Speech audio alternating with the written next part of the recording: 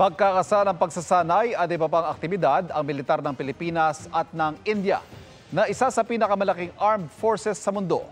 Nakatutok si Darlene Cai. Pasado alas 8 ng umaga kanina, dumating sa port area sa Maynila ang guided missile destroyer na INS Delhi, anti-submarine warfare corvette na INS Kiltan at fleet tanker na INS Shakti.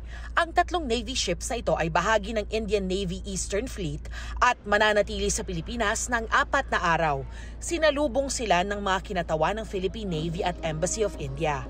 The Indian naval ships are visiting friendly foreign countries to share our experiences and best practices with the host nation navies. We look forward to engaging interactions during our stay at Manila. Isa ang India sa may pinakamalaking armed forces sa daigdig. Sa datos ng US Central Intelligence Agency o CIA, 1.5 million ang active personnel sa India. Magkakaroon daw ng maritime partnership exercise ang mga barko ng Indian Navy at Philippine Navy at iba pang aktibidad. Layon daw ng mga ito na paigtingin ng mutual cooperation sa pagitan ng Pilipinas at India.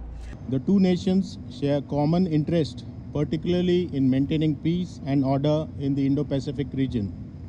The Indian Navy and Philippines Navy share strong bonds of friendship and both have endeavored to participate in maritime partnership exercises at every available opportunity.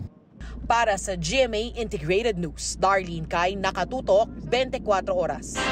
Mga kapuso, patuloy na tumutok sa mga balita. Mag-subscribe sa GMA Integrated News sa YouTube.